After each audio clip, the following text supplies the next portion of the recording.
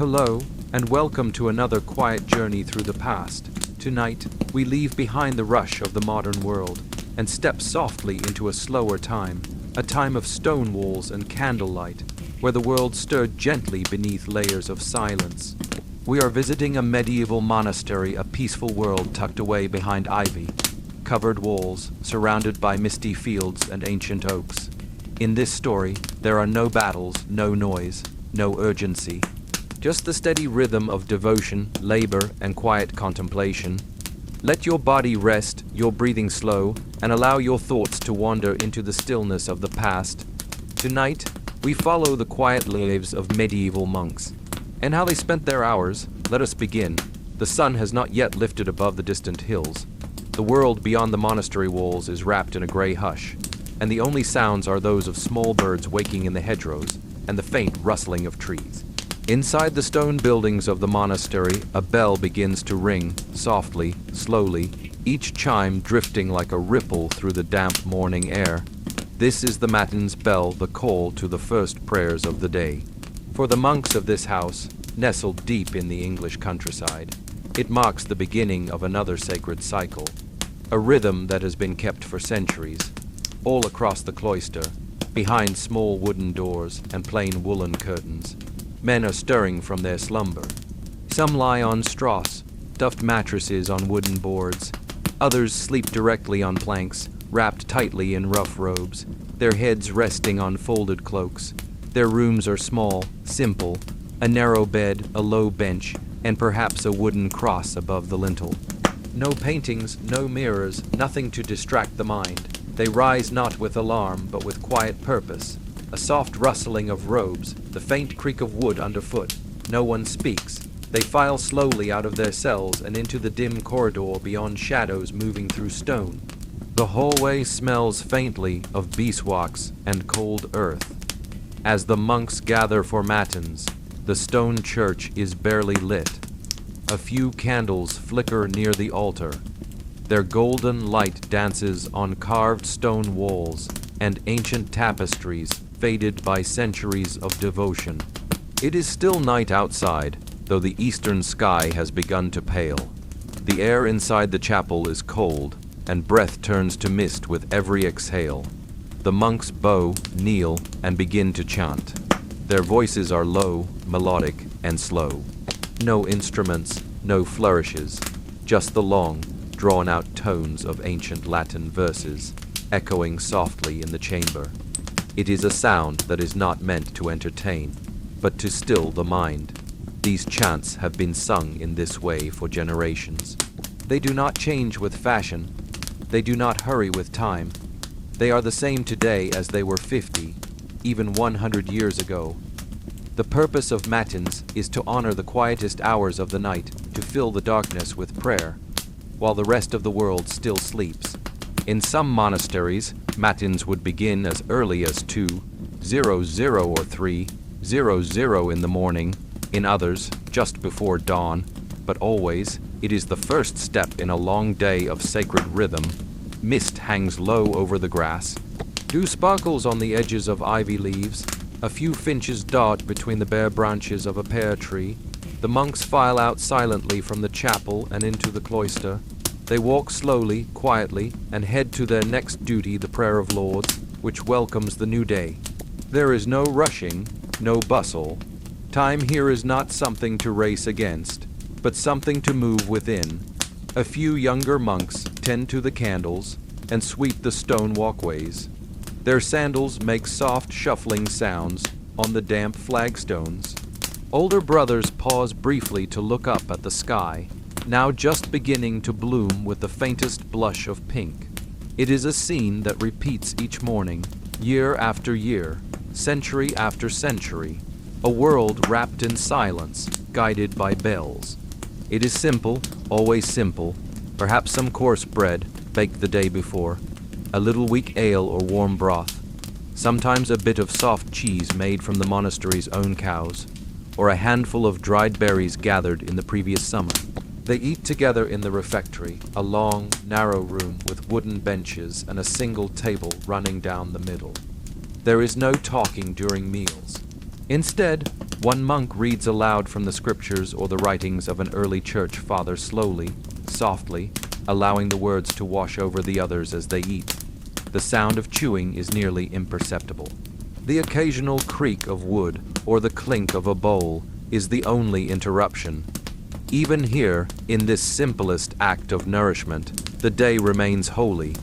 The monks do not eat for pleasure or for indulgence. Food is fuel, a gift to be received with humility. This one is for prime, the next hour of prayer, marking the official start of the day's labor. The monks will return briefly to the chapel to chant once more, before going about their assigned duties, whether that be in the fields, in the scriptorium, or among the medicinal gardens. But for now, in this first hour of the day, the monastery breathes with stillness, and so too, perhaps, do you. Let your thoughts settle into that rhythm, slow, gentle, soft. The monks have only just begun their day, and we will follow them hour by hour through each humble task and sacred pause. But for now, stay in this quiet moment, this tender hush between prayer and work, between darkness and light. Breathe in deeply and exhale slowly. Let the gentle world of the monastery carry you further into rest. The sun has now risen above the horizon, though its light is still soft filtered through layers of mist, drifting gently over the fields and hedgerows surrounding the monastery. The air is still cool, but a few golden beams begin to creep across the stone walls, painting everything in the pale warmth of early morning. The monks, wrapped in their simple woolen habits, prepare to begin their labors. The bell for prime has rung, and the first true hour of work is about to begin. Their day, like their prayers, is not rushed. Everything follows a rhythm, a quiet pulse of devotion, duty, and simplicity. In Latin, the phrase ora et labora, pray and work, defines their way of being. 1 hour flows into the next, a gentle blend of spiritual and physical devotion. No task is too small, no job is beneath them. Each monk has an assigned duty. These may rotate with the seasons or remain the same for many years. Some tend to the animals, feeding the chickens, milking the cows, brushing the donkeys, and clearing their pens. Others are gardeners, carefully cultivating rows of beans, cabbage, and herbs. Still others serve in the kitchen or bake fresh loaves in great stone ovens warmed by wood smoke. It is all done quietly. There is no shouting, no barking of orders, only the sound of shovels breaking soil, water being poured from pails, the rustle of robes brushing past tall grass. The birds continue their morning songs, flitting from branch to branch. A distant sheep bleats from the pasture. Somewhere nearby, a monk draws water from the well, the wooden bucket creaking as it descends. Even this is part of the monastery's prayer. Let us pause for a moment and follow one monk in particular. His name is Brother Ulrich. He is in his 5th year at the monastery, having come from a nearby village where his family once kept sheep. Now, each morning, he works in the bakehouse. The bakehouse is warmer than any other building in the compound, and the smell of yeast and rye flour fills the air. Ulrich wakes earlier than the others. Before the first bell, he is already preparing the dough he set to rise the evening before. He moves slowly, deliberately, shaping rough loaves with practiced hands. The flour dusts his sleeves, clings to his hair, settles in the creases of his face. He stokes the oven, a great, domed thing made of stone and brick, and slides the loaves inside using a long wooden paddle. The fire crackles softly. He does not speak. He rarely does. But in his quiet, focused work, there is peace. When the loaves are ready, he sets them to cool on wooden boards near the window. Their crusts crackle slightly as they meet the cold air. Later, these loaves will be sliced thin and shared in silence during the midday meal. Elsewhere in the monastery, a small group of monks tend the gardens. This is not only a vegetable patch, though there are leeks, onions, and rows of beans climbing trellises, but also a place of medicinal herbs and simple beauty. There is lavender, rosemary, and sage, carefully labeled on small wooden stakes. Brother Thomas, the oldest among them, stoops gently over a bed of chamomile, carefully pinching the soft white flowers from their stems. His fingers are slow but steady. He murmurs prayers as he works. Nearby, a younger novice gathers calendula blooms, placing them one by one into a woven basket. He is learning which plants soothe coughs, which ease pain, which bring comfort to those in illness. Everything grown here will be used whether in the kitchen, the infirmary, or in small pouches given to the poor who come to the gate. In the distance, bees hum softly around the hives. The herb garden glows under the rising sun, and the air is fragrant with crushed mint and thyme. Not all the monks work outside. Some are scribes. In a long, narrow room with high windows, they sit at wooden desks, their heads bowed low over parchment. This is the scriptorium, a sacred space where books are copied by hand. There are no printing presses, no typewriters, only ink, quills, and patience. Brother Elias dips his quill into a small inkwell made from horn. He carefully draws each letter tall and narrow, in the Gothic script of his day, onto a fresh page of vellum. His fingers are stained black with ink, but his lines are precise, almost delicate. Sometimes he illuminates the pages, adding tiny illustrations, little vines curling into the margins, or gold leaf to catch the light.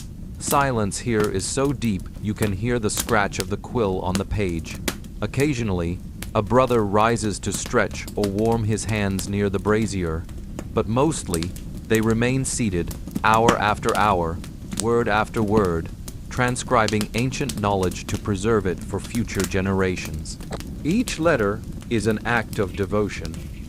As the sun climbs higher in the sky, the morning labor continues. Some monks repair the stone walls of the cloister, replacing crumbling mortar with fresh lime and sand. Others tend to the chickens, collect eggs, or patch torn robes in the sewing room. There is no rush. No one hurries. Even in their toil, the monks move as if part of a gentle current pulled forward not by deadlines, but by habit and intention. A bell rings in the distance. It is time to pause. Not for a meal, not yet, but for the next hour of prayer. Terce. Terce is the third hour of the day after sunrise, and it marks a sacred pause amid the morning labor. The monks stop what they are doing, wash their hands in silence, and make their way back to the church. The fields, the kitchens, the gardens all are left behind for now. It is time once again to enter the stillness of prayer. And you, too, can pause here. Let your breath move gently in and out, like the chant of a hymn, rising and falling in steady rhythm. Feel the cool stone floor beneath your feet. Smell the fresh bread, the lavender, the soft ink on old parchment. Let it carry you further into rest. In the monastery, the day continues, quietly, slowly, but always with care. In the next part, we'll join the monks as they gather for terce, then explore the midday hours, their shared meal, their sacred texts, and their silent walks beneath ancient trees. But for now, stay here in this peaceful pause and drift gently into sleep. The bell rings once again, slow and deep, its voice echoing gently through the stone cloisters. It is the third hour after sunrise. The monks know this hour by name, terce, the hour of spiritual clarity, often associated with the descent of the Holy Spirit upon the apostles. But there is no grand ceremony here, no great spectacle. Just the simple, quiet gathering of men in brown robes, slowly making their way back toward the chapel, through corridors lined with flickering candlelight and the scent of cool stone. The tools are laid down, the books closed, the baskets of herbs set aside. Even in the scriptorium, the steady scratching of quills comes to a hush. All is still.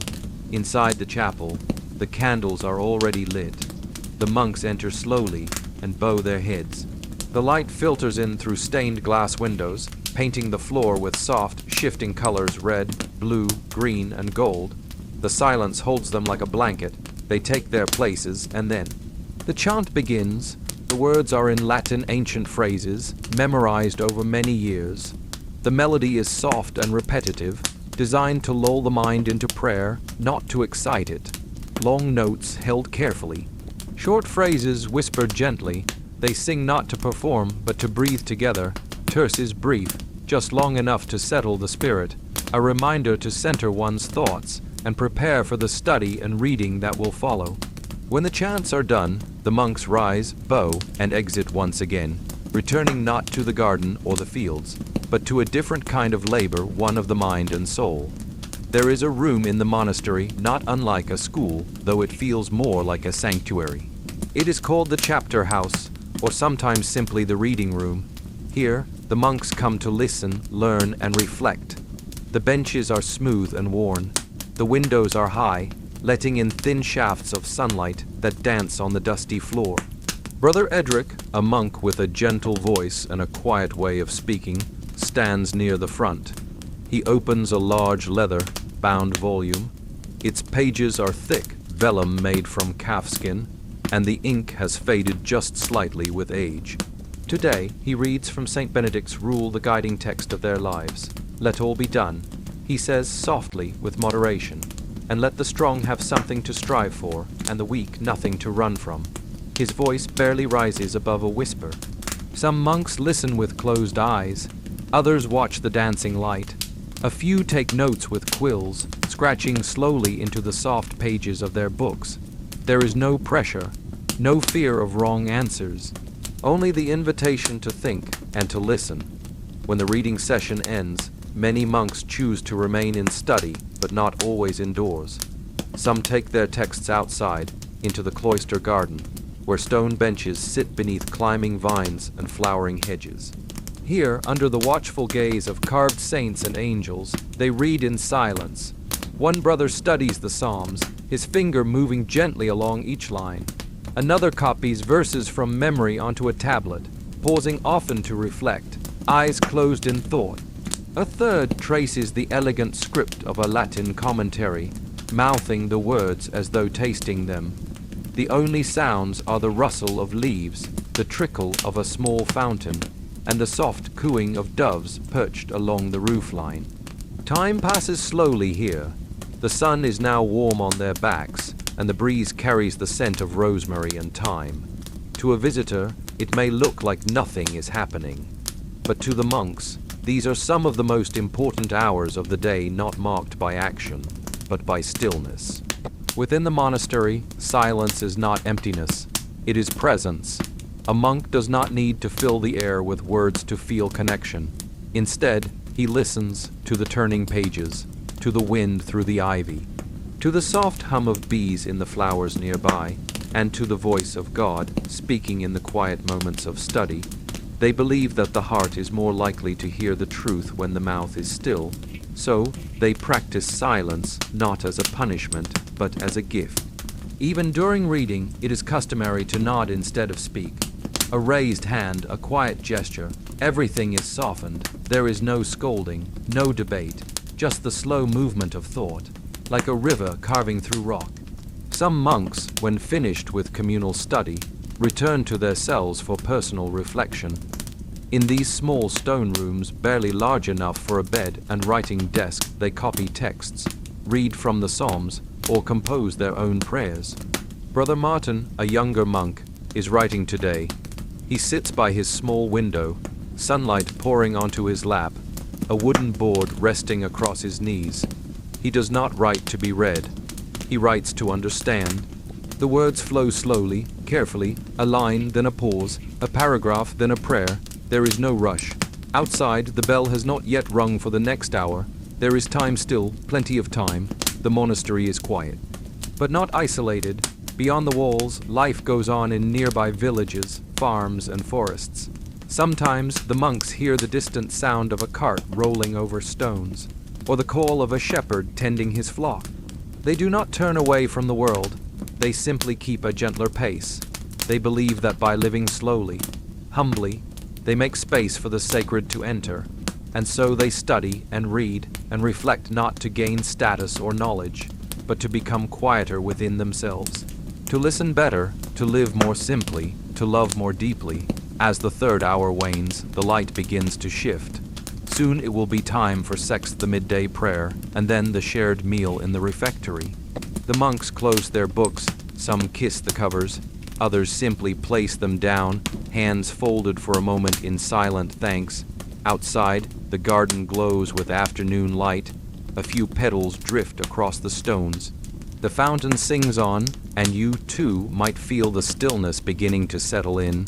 Let your body grow heavier, let your breath become slower. The monks are not yet halfway through their day, but you can let yours drift gently toward rest. In the next part, we'll join them at the 6th hour for prayer, the sacred meal, and the rituals of community. But for now, let yourself be still, breathe in and out, and rest in the quiet rhythm of monastic life.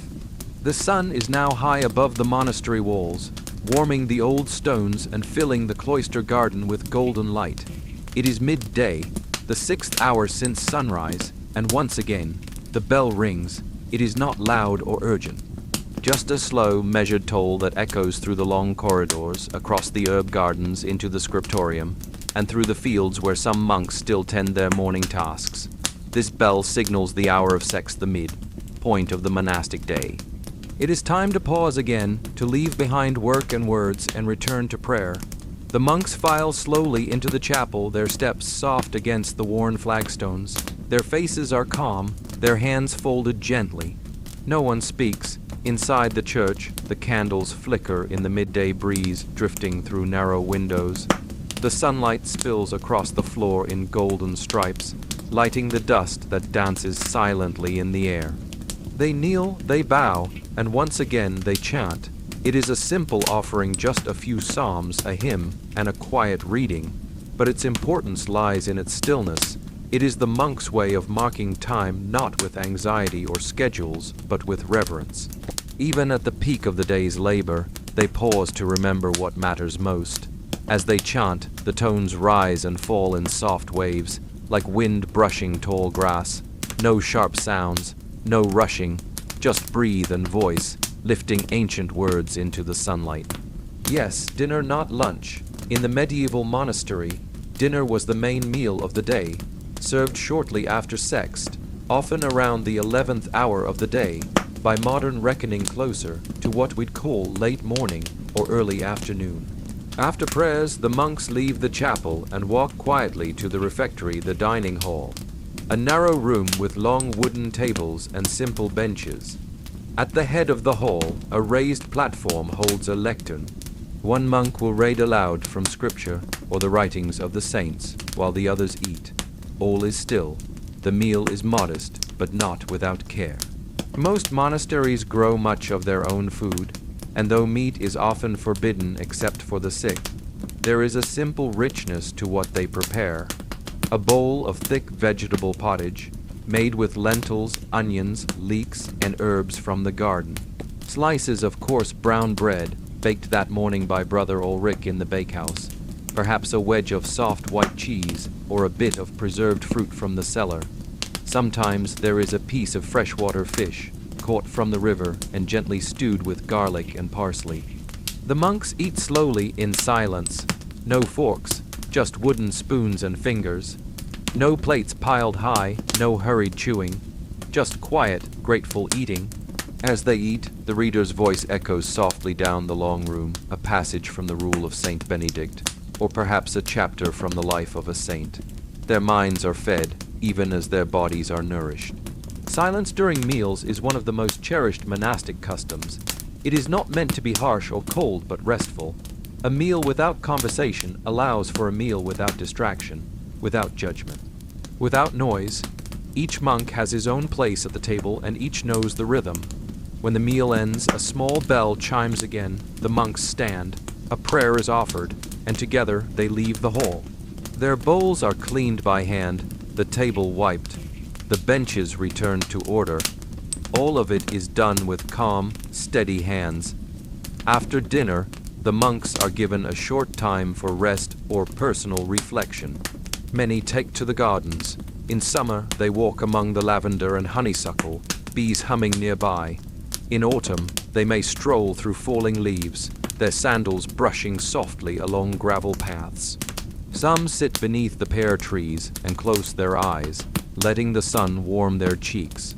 Others return to their cells for silent reading or quiet contemplation. This time is not long, perhaps half an hour. But in that time they are free from duty, free from speech, free from obligation. It is a space for stillness. At this point in the day, the monks have prayed 3 times, worked for hours, studied scripture, and shared a silent meal. And yet, there is no sense of weariness or complaint. Instead, they move through each hour with gratitude not for grand things, but for small blessings, the warmth of bread, the rustle of trees, the nearness of others, even in silence. The cool breeze through the cloister arches, everything is a gift. In a little while, another bell will ring. It will call the monks to the 9th hour none, and the cycle will begin again. Prayer, work, reading, rest.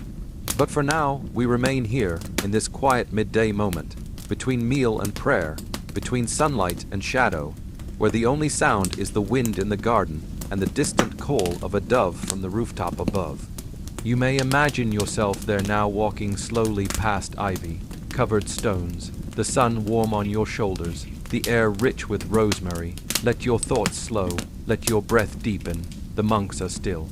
And so are you. Sleep if you wish. There is more yet to come, but no need to hurry. In the next part, we'll explore the afternoon hours of the monastery, the quiet return to work, the chants of none, and the hum of bees in the golden hour. But for now, stay here, soft and still, all is well. It is the bell for none pronounced known. The 9th hour since sunrise, what we might now call around 3 p.m. Its sound is slow and patient, like the day itself. Not a clang, but a calling, not an interruption, but a reminder. For the monks, this hour marks a return to prayer, a moment to realign the spirit after the day's labor and the fullness of the midday meal. It is also the turning point, the beginning of the slow descent into evening. Inside the chapel, sunlight pours through tall windows, illuminating tiny motes of dust that float like golden snowflakes in the air. The monks enter silently, robes brushing softly against stone, heads bowed. The service of none is brief.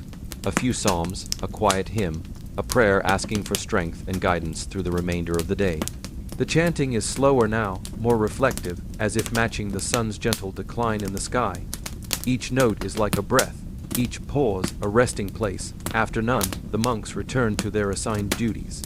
But the labor of the afternoon is softer than that of the morning, less demanding, more rhythmic, more contemplative. In the gardens, a few brothers gather herbs, tying bundles of sage and rosemary to dry in the cloister walkways. Others weed between the rows of leeks and onions, their hands moving slowly through the dark soil.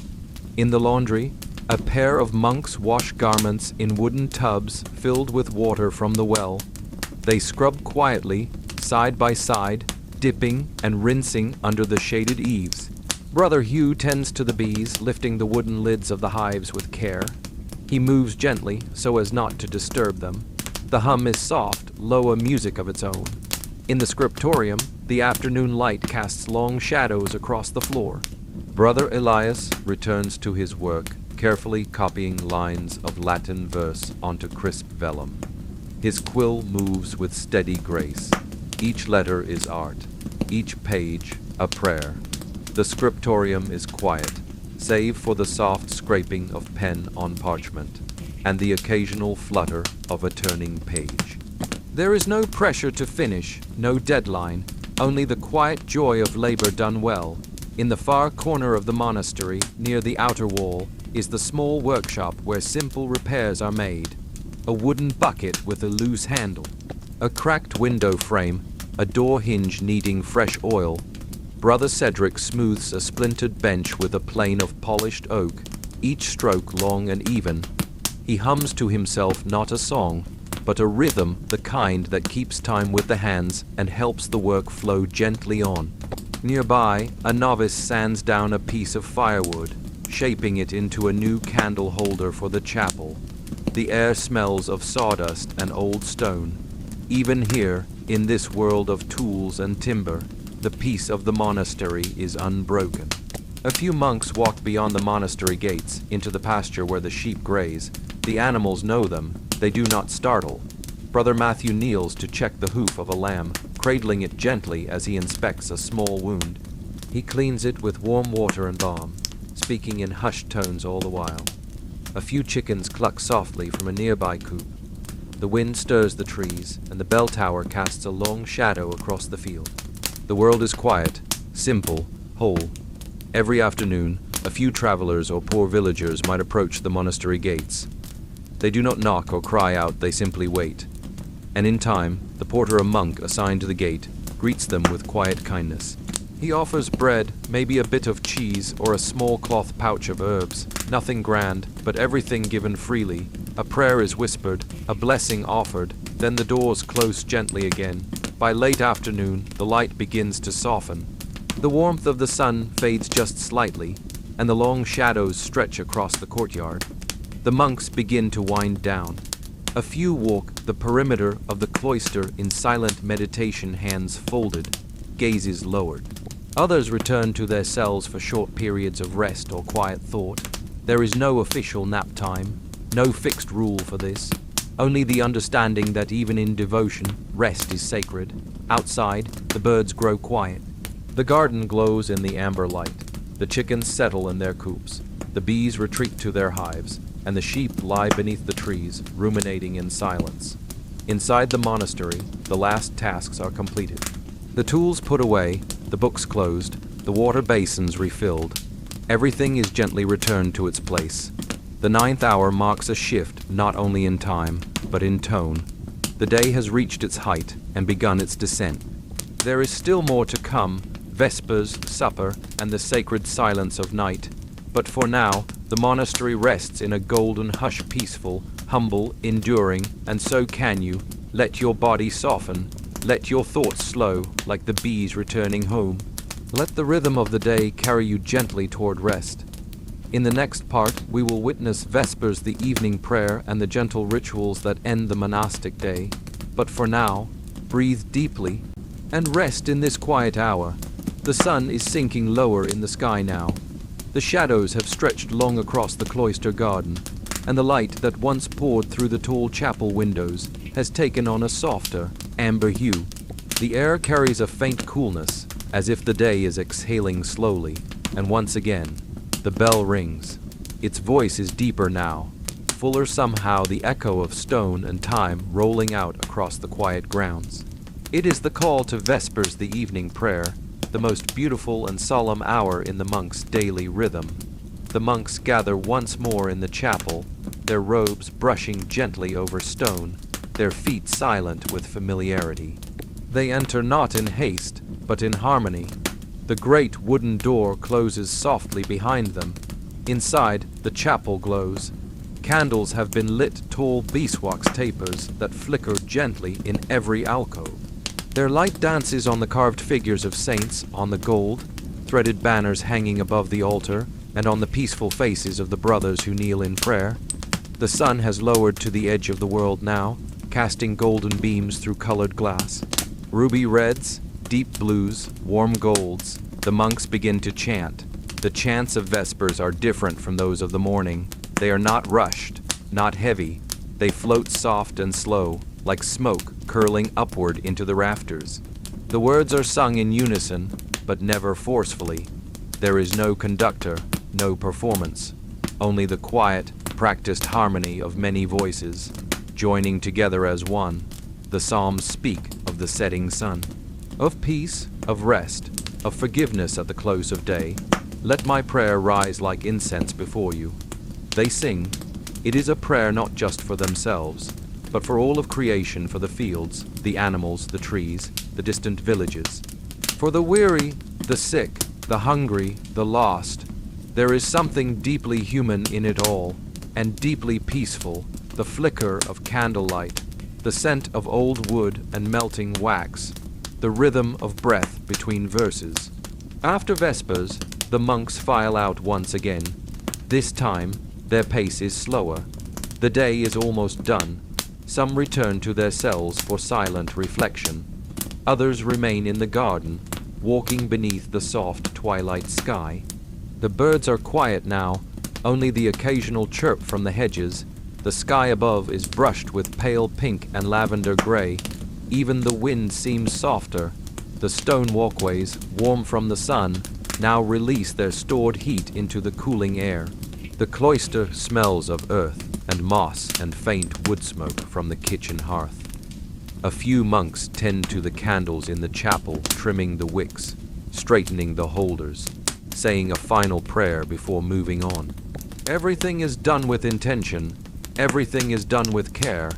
Though the main meal was taken at midday, some monasteries allow a small supper after Vespers, especially in colder seasons or in regions with hard labor.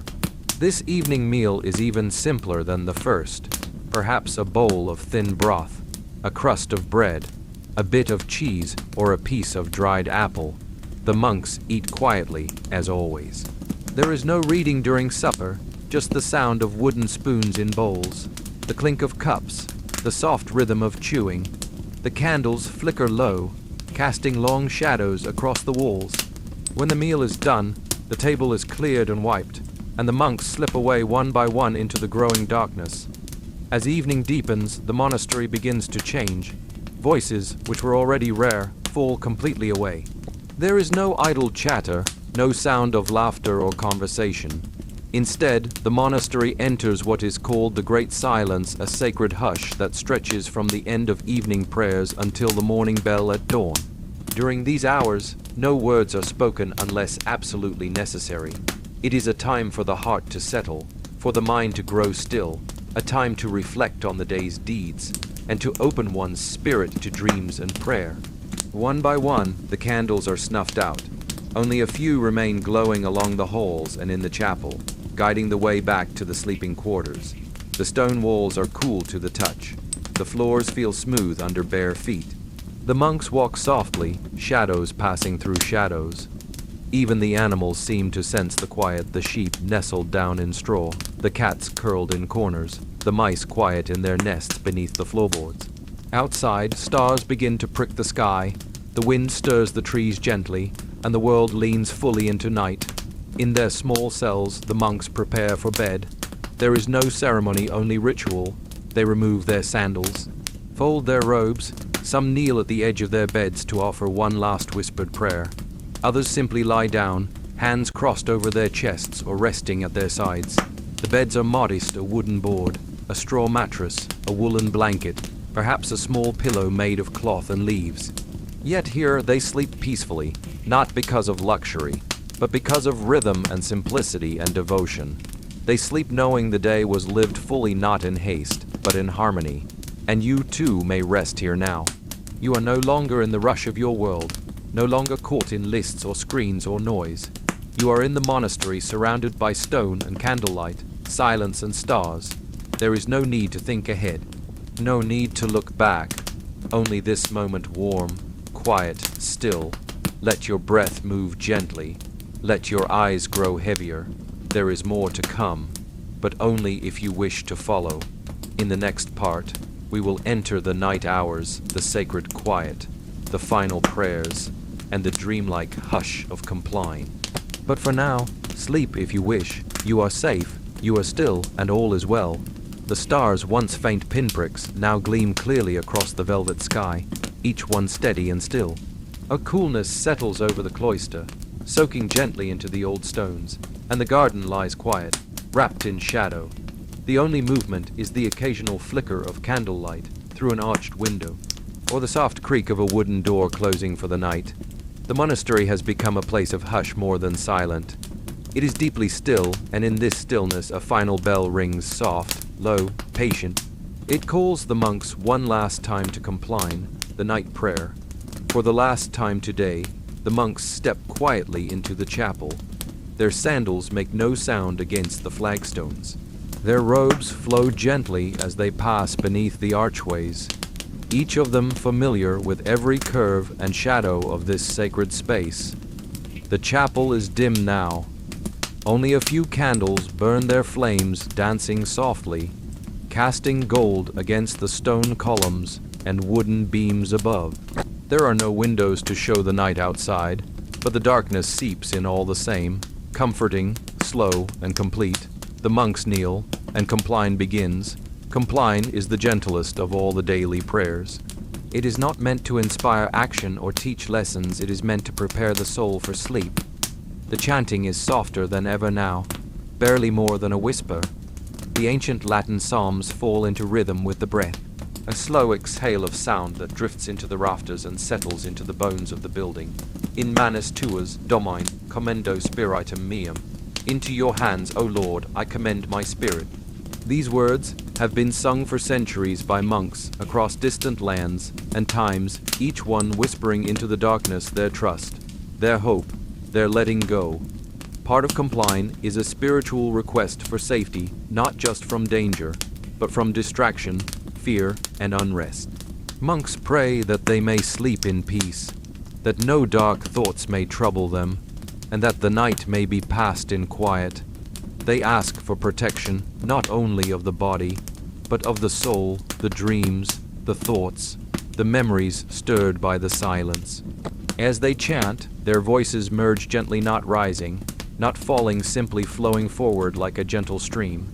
And when the final line is sung, the chapel is once again still. Each monk bows, makes the sign of the cross, and leaves the chapel slowly without a word. Outside the chapel, the monastery is silent, utterly so. No more footsteps echo down the corridors. No more work is done. No more tools are lifted or pages turned.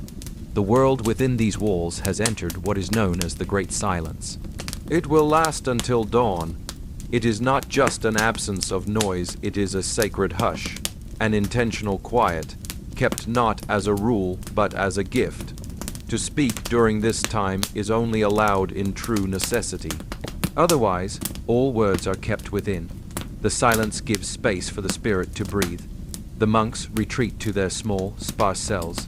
Each one is the same, a wooden bed frame with a straw-filled mattress, a folded wool blanket, a small table, and perhaps a wooden cross above the bed. There is no fire, only thick stone walls to keep out the cold. A few monks keep a candle burning as they prepare for sleep. Some kneel one final time to pray quietly in their hearts.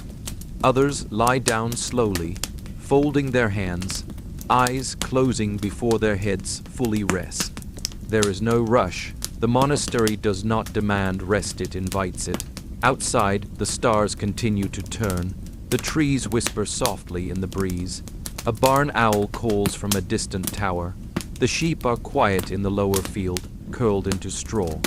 And the great wooden gates of the monastery stand, closed beneath the moonlight, weathered but strong, a threshold between two worlds, the world of noise and the world of stillness. Within these walls, everything is at peace. Even the stones seem to rest. Medieval monks believed that dreams held meaning, not always prophecy or mystery, but quiet echoes of the soul. A kind dream might be a comfort, a strange one, a reminder to pray. But above all, sleep was seen as a divine mercy, a necessary part of being human. They did not fight it, they did not fear it, they welcomed it. Sleep was a gift from God, a time when the body is repaired and the soul is softened. So the monks surrender to it willingly, gently as they do everything else. And here, in this moment, you are welcome too. You may imagine your own quiet cell, your own small bed near the chapel walls, the scent of stone and candle wax still lingering in the air. There is no need to move, no need to speak, only to breathe slowly, to let go of the day, and to let the silence of Compline settle into your own heart. Tomorrow will come as it always does, with bells and birdsong and the rustle of robes in morning light, but tonight is still, the monks are resting, the stars are watching, and all is well. Its pale silver light spills quietly across the rooftops of the monastery, brushing the cloister garden and chapel spire with a ghostly glow. The world sleeps deeply, the village beyond the walls lies still. No carts roll along the roads, no fires crackle in hearths, even the wind has calmed, now a soft breath moving gently among the ivy. But within the monastery, something stirs, a faint creak of wood, the hushed rustle of woolen robes, the soft chime of a hand-held bell. It is the hour of vigils, the midnight office. Medieval monks divided the night as carefully as the day. For them, time was not something to be hurried through or lost in sleep. It was a sacred structure, an offering to God. Even in darkness, the hours were marked. They rose for vigils in the very heart of the night, usually around the 8th or 9th hour after sunset. This was not easy. The body longed for rest, but the spirit was willing, and so, when the appointed time arrived, the monks woke not to begin their day, but to sanctify the quietest part of it. A single bell is rung not loud, just enough to reach each cell. It echoes faintly through the cold stone halls, stirring the monks from sleep. There are no candles lit in the corridors, no voices raised, only the soft movement of men dressing by moonlight, pulling on robes, and stepping into sandals with practiced ease. They do not rush, they are not startled. They move like the tide quietly, inevitably drawn once more toward the chapel. All but a few candles have been extinguished. The altar flickers dimly. Shadows gather in every arch and corner. The ceiling vanishes into blackness above, but the monks know this place by heart. They need no lamps, no guide, only memory and trust. They gather slowly, each one taking his place in the choir stalls, hoods drawn low. For a moment there is only silence, the kind so deep it hums, and then the chant begins. The chanting of vigils is different from the other hours. It is older, slower, more meditative than melodic. Each note is long, each pause stretched. The Latin words fall like ripples into still water. They sing not to be heard, but to be held by the hour, by the dark, by the presence they feel pressing gently around them. Sometimes they recite from memory, sometimes from heavy leather, bound antiphonals resting on wide wooden stands in the candlelight, psalms, verses, readings from scripture or the writings of the saints. Each piece of text is chosen carefully, meant to soothe, to steady, to carry the soul through the long night. Vigils was originally known as the night watch. It was a time to stay awake with the Lord, just as shepherds once did in the fields of Bethlehem. Just as Christ prayed in Gethsemane, the monks kept this watch faithfully, not with eyes wide open in fear, but with hearts wide open in peace. Sometimes, one or two monks would remain in the chapel after the prayers had ended, reading quietly from holy texts, or simply sitting in silence as the hours passed. They were called watchers. In some monasteries, they would take turns ensuring that even in slumber, the house of God was never truly asleep outside. The world has not fully stopped. A breeze moves through the high trees. An owl hoots softly in the distance.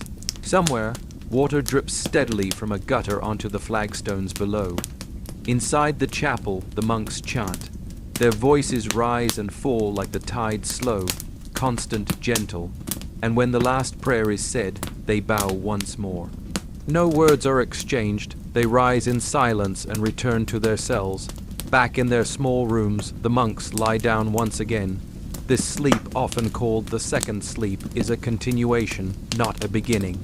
They do not fear the broken rhythm. To them, waking in the middle of the night to pray is not a burden. It is a blessing. They return to bed with soft minds, soothed by song and scripture, and the dreams that come after vigils are said to be gentler. Wiser, closer to the divine, the straw beds creak softly beneath them. The woolen blankets settle, and once again the monastery grows still. You are welcome here, too, in this chapel of stars and shadows. In this sanctuary of night, let your mind slow like the monks walking through the candle-lit corridors. Let your thoughts grow dim like the chapel, bathed in flickering gold. There is no rush, no task left undone. Only the rhythm of the hours, guiding you toward rest. In the next part, we'll explore the early morning when the first light returns, and the monks rise to meet a new day with lauds, labor, and quiet joy. But for now, let the vigils hold you, let the night cradle you. Sleep if you haven't already. All is well. The world outside is still cloaked in gray, blue shadow, but the eastern sky is beginning to soften. Not bright, not yet, but the stars are fading gently one by one as the dark veil of night begins to lift. Inside the monastery, the silence remains. Most of the brothers are still asleep, tucked beneath their woolen blankets, their breaths slow and steady. But soon, very soon, the first bell will ring, and with it, the day will begin again. This first prayer of morning is called Lauds, from the Latin laudare, to praise. It is the monk's offering of gratitude for the return of light, for breath and life, and one more day in the quiet rhythm of devotion. There is no sudden alarm, only a slow tolling of the bell, deep and low calling across stone and silence. The sound enters each small cell softly, like a voice in a dream. The monks rise quietly, folding their blankets, slipping into their robes with practiced calm. They move through the corridors without speaking, their steps muffled by old sandals and smooth stone. All is still, all is reverent. They are not waking from the night, but with it flowing into the early light as naturally as the wind returns to the trees. As they step into the chapel, a faint blue glow filters in through the high windows. Only a few candles remain lit, their golden flicker still visible against the dim morning air. But outside, the birds are beginning to stir. A lone robin calls from a nearby tree. A pair of doves rustle on the chapel roof. The sky is growing lighter. The monks take their places in silence. Each knows his role.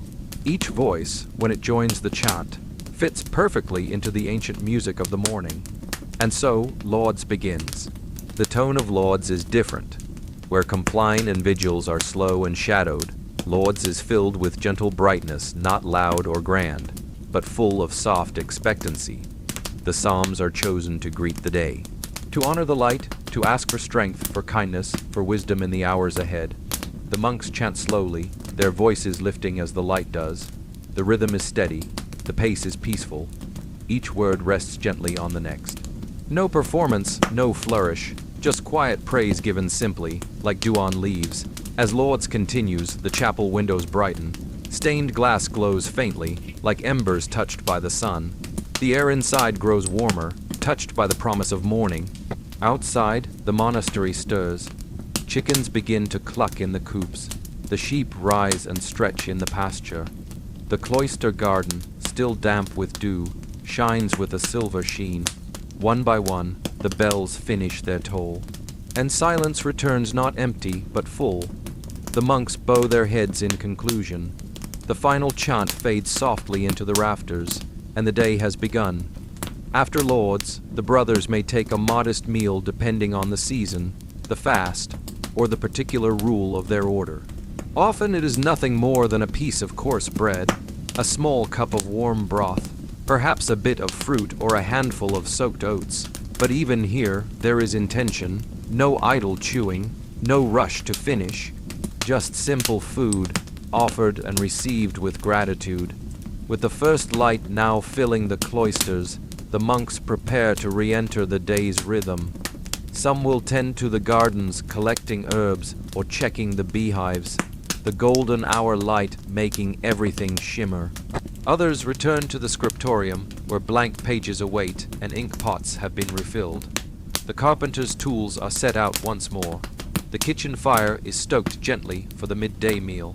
There is no rush, only purpose. Every action, no matter how small, becomes part of the prayerful motion of the day. The dawn is more than a time of day. It is a reminder, a beginning. The monks do not see the rising sun as a simple marker of time, but as a blessing renewed, a daily resurrection. Each light-filled hour is a gift not to be seized, but to be shared with humility. Even the smallest act, sweeping the floor, folding linen, drawing water, is carried out with quiet devotion. In this way, morning in the monastery is not a start, but a continuation of harmony. Perhaps you too are near waking now, or perhaps you are drifting deeper still. Either way, you are held here in this place of soft footsteps and whispered prayers, of sunlit stone and steady hearts. Let the rhythm of Lauds carry you. Let your thoughts rise and fall like chant in candlelight. There is nothing to chase, nothing to fear, only this moment. In the next and final part, we'll reflect gently on the full cycle of the monastic day, the simplicity, the structure, and the peaceful surrender of living by the hours. But for now, rest if you need it. Or rise slowly if you must, like the monks, like the light, softly, quietly, with grace. A life measured in bells in the world outside the monastery.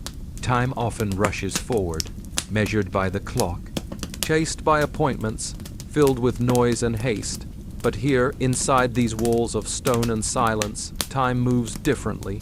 It is not counted, it is lived. Each hour has its own place, each bell its own invitation. Each day a rhythm ancient, gentle, unchanging.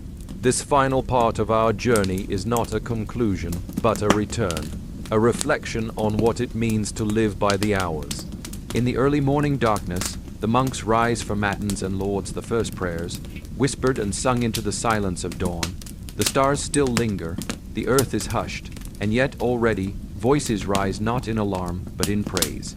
To greet the new day not with noise, but with reverence, not with to-do lists, but with stillness. This is how the monastic life begins, each day like a blank parchment, waiting for quiet script to be written. With the sun's rise comes prime and terse, marking the start of work and study. The fields, the library, the kitchen, the garden, each becomes a sacred place, not because of what is done there, but because of how it is done.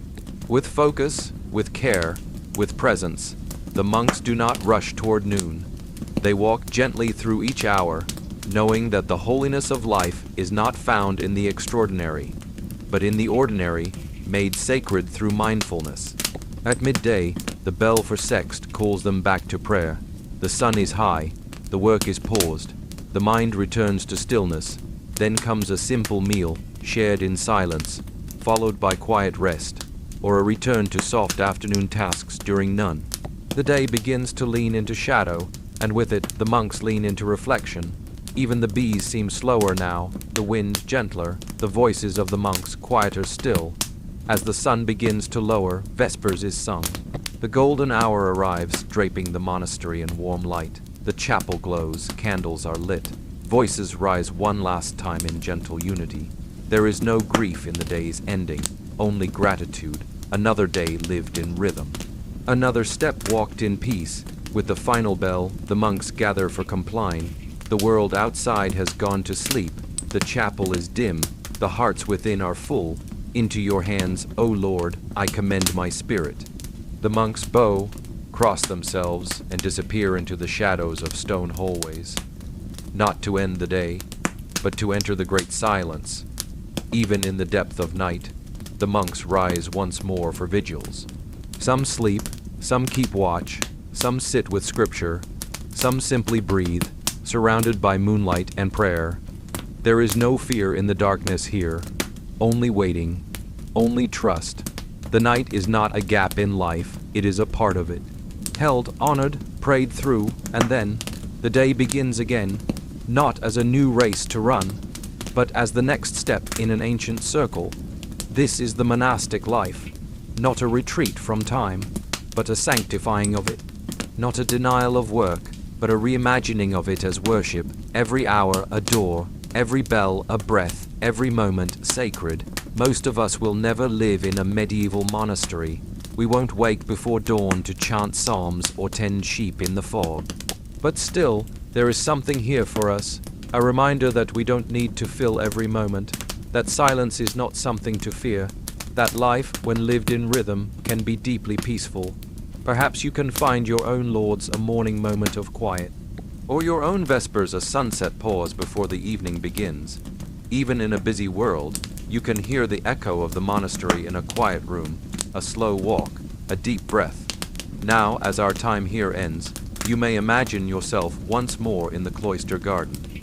The old stones warm beneath your feet, the herbs swaying gently in the breeze, the scent of lavender and rosemary rising into the dusk. The bell has rung, the monks have gone to rest, and the world is still. You are welcome to stay here a while longer. No more words, no more lessons, just this calm, this soft, sacred space, where time is slow, and silence is kind, and all is well.